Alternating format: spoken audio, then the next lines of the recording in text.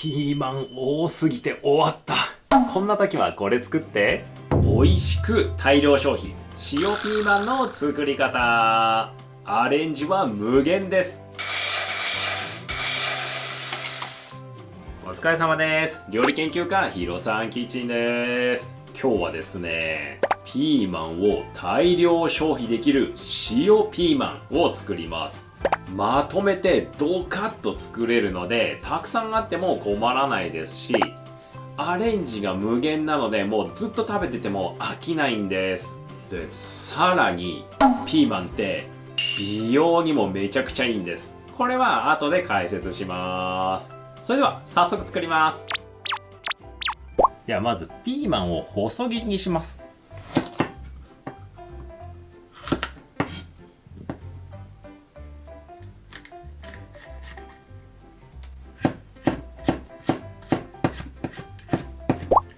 ピーマンの切り方は大きくてもいいし小さくてもいいし、もう種が入ってても何でも OK です。この辺はね、もうお好きに切ってみてください。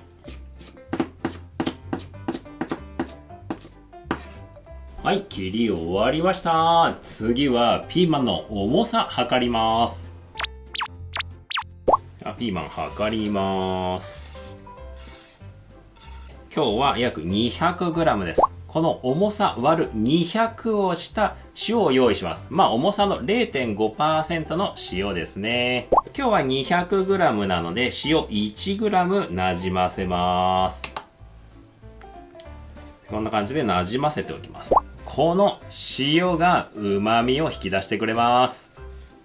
それでは次行きましょう。そしたら次フライパン温めます。油を少し引きます。でフライパン温まったらピーマン入れます。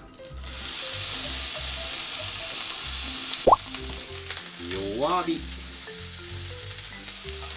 して蓋をして、このままピーマンが少しくたっとなるまで蒸し焼きにしていきます。でこの蒸し焼きがピーマンからさらに旨味を引き出してくれるんです。じゃあここで少し解説します。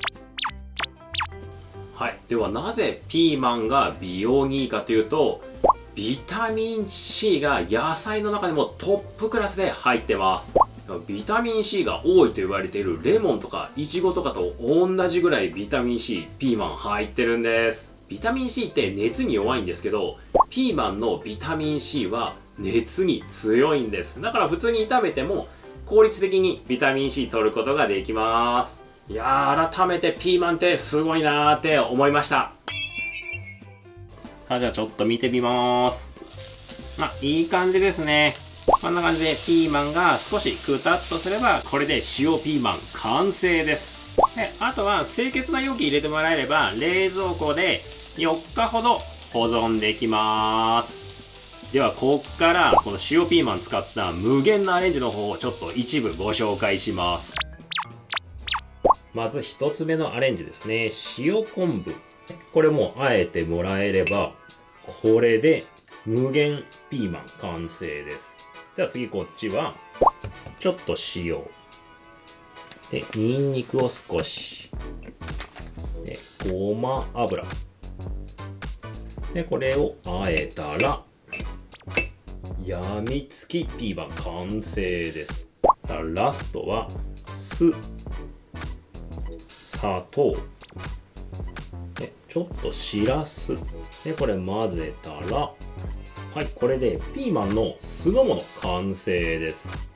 こんな感じで何か足してもらえればアレンジ無限で楽しめるので飽きることはないです。